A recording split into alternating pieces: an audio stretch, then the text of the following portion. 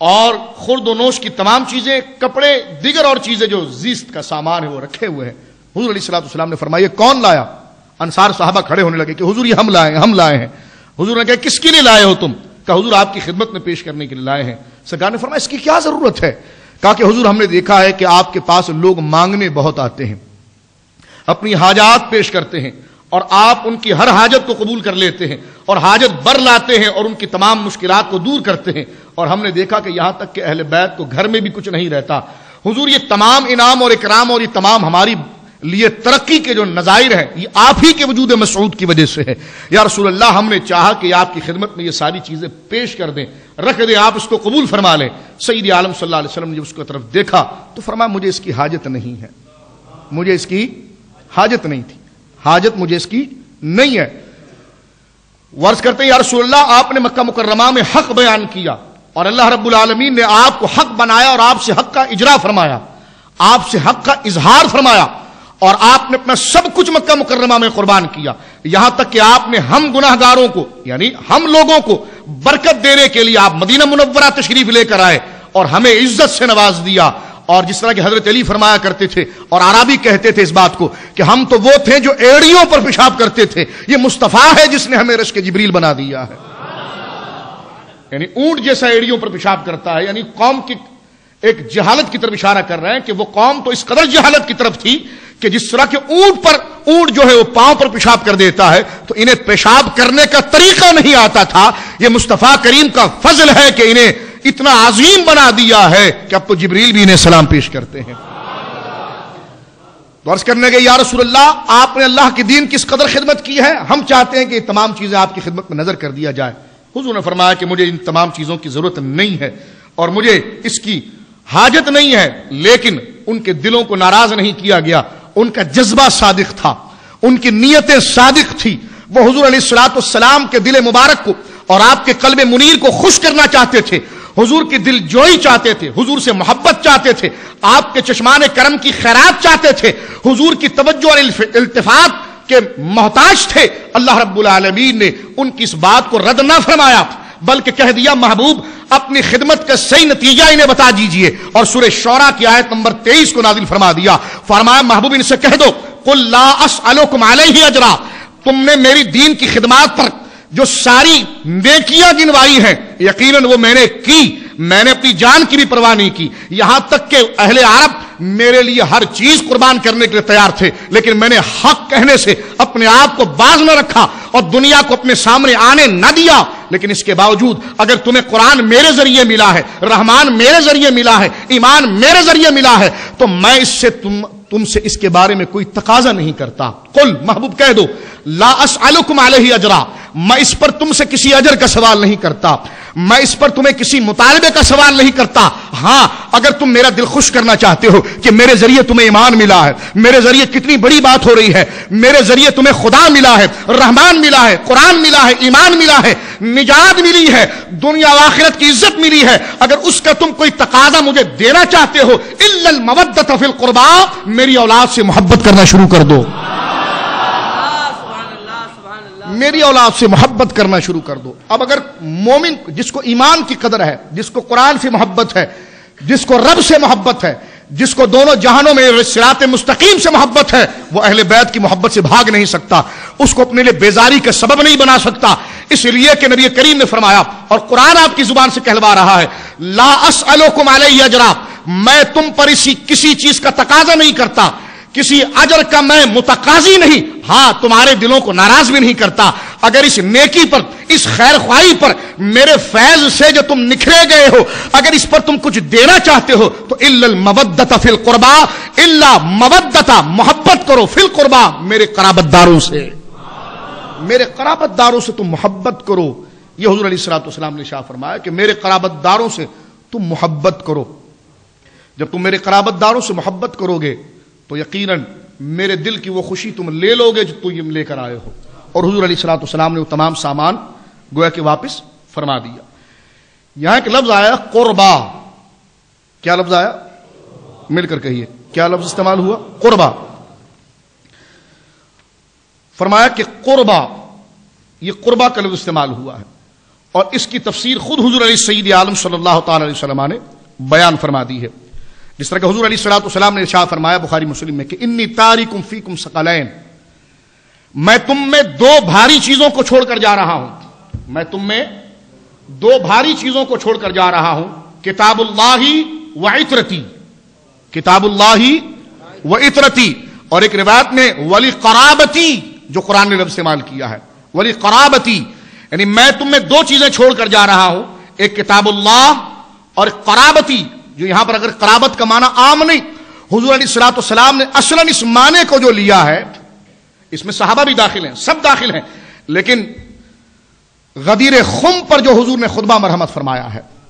غدیر خم کے مقام پر جو حضور نے خطبہ مرحمت فرمایا، اس میں کئی الفاظ آئے ہیں، اور یہ جو قرآن کا لفظ ہے الا المودۃ فی القربى، کہ میں تم سے نیکی پر، میں تم سے دین کی اس تبلیغ پر کسی چیز کے اجر کا تقاضا نہیں کرتا، کوئی سوال نہیں کرتا، اس پر تم سے میں کوئی اجر کا متقاضی نہیں ہوں، کوئی صلہ تم سے نہیں چاہتا، کوئی بدلہ تم سے نہیں چاہتا. ہاں اگر تم میرے دل کو خوش کرنا چاہو اور میری خوشی کے لیے تم نے یہ اہتمام اور جد و جہد کیا ہے تو الا المودۃ فی القربى، تم میری قرابت داروں سے محبت کرو، تم میرے قرابت داروں سے محبت کرو. اس قرابت میں صحابہ یقیناً داخل ہیں، لیکن امت کا اور لغت کا اس بات پر بالکل اجماع ہے کہ قرابت کا لفظ جب مطلق بولا جاتا ہے تو اس میں وہ لوگ مراد ہیں جو حضور کے قریبی ہیں، جو حضور کے قریبی ہیں. اب حضور کے قریبی دو قسم کے لوگ ہیں، حضور کے قریبی دو قسم کے لوگ ہیں. ایک وہ لوگ ہیں حضور کے قریب کہ جو حضور علیہ الصلوۃ والسلام سے جنہوں نے دین لیا اور اس پر عمل کیا، وہ صحابہ کرام، یقیناً وہ بھی قرابت میں داخل ہے. لیکن وہ لوگ جنہوں نے حضور سے دین تو لیا، جن کے رگو پے میں حضور کا خون ہے، اس سے زیادہ قریب کون ہو سکتا ہے؟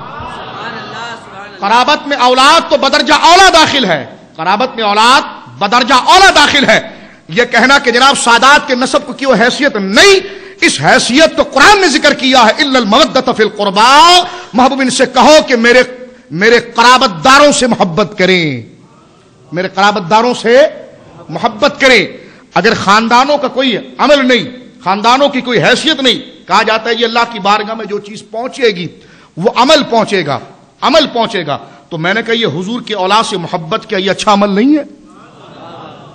آپ یہ کہتے کہ جناب عمل کام آئے گا، عمل کام آئے گا. تو میں پوچھتا ہوں یہ حضور کی اولاد سے جو محبت ہے یہ عمل نہیں تو اور کیا ہے؟ بلکہ کہا گیا یہ ایسا عمل ہے جو ایمان کو ضائع ہونے سے بچا لیتا ہے،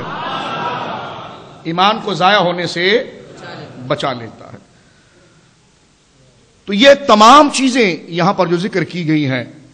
وہ سید عالم صلی اللہ علیہ وسلم کی اولاد ہی کے حوالے سے ذکر کی گئی. ایک بات 22ویں پارے کے شروع میں جو ذکر ہوا ہے سرکار کے ازواج مطہرات کے حوالے سے، اور اس کے ضمن میں تمام کے تمام وہ لوگ جو حضور کے اہل بیت میں شامل ہیں، حضور کی اہل بیت میں شامل.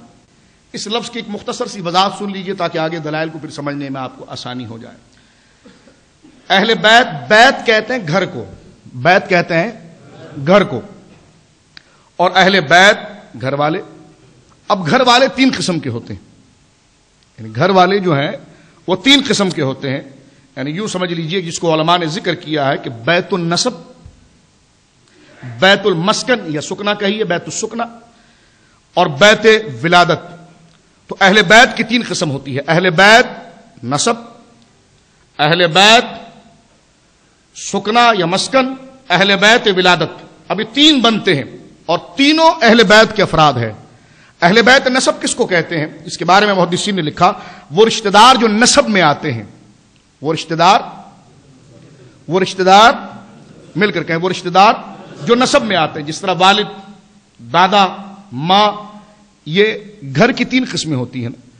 گھر میں جو لوگ بستے ہیں کچھ ایسے ہوتے ہیں جو نسب کے اعتبار سے ہوتے ہیں،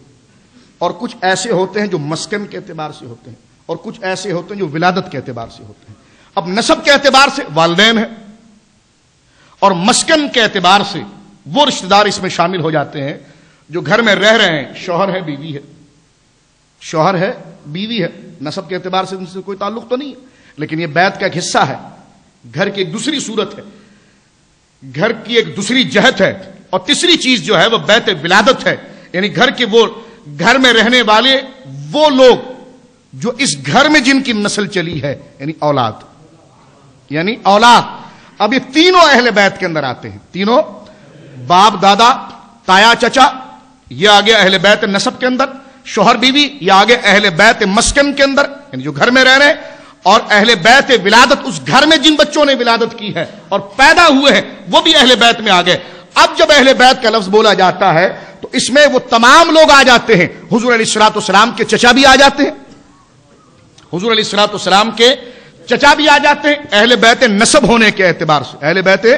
نسب ہونے کے اعتبار سے، حضور کی تمام ازواج آ جاتی ہیں اہل بیت مسکن ہونے کے اعتبار سے، حسنین کریمین اور قیامت تک کے تمام سید آ جاتے ہیں اہل بیت ولادت ہونے کے حوالے سے۔ اور جب قرآن ڈائریکٹ اور مطلق کہتا ہے اہل بیت، اور جب قرآن مطلق اہل بیت کہتا ہے تو تینوں طبقے اس کے اندر شامل ہو جاتے ہیں، اور قرآن نے تینوں طبقوں کو یکسر ملا کر کہا انما یرید اللہ لیذھب عنکم الرجس اہل البیت۔ اے محبوب، اور انبیاء نے تو ہم سے یہ کہا تھا کہ یا اللہ ہماری اولاد کو صاف ستھرا کر دے۔ محبوب، جہاں تجھے دیگر عظمتیں دی ہیں، یہ ایک اور عظمت کی جہت ہے کہ تو نے تو نہیں کہا، ہم خود چاہتے ہیں کہ تیری اہل بیت کو پاک صاف کر دیں۔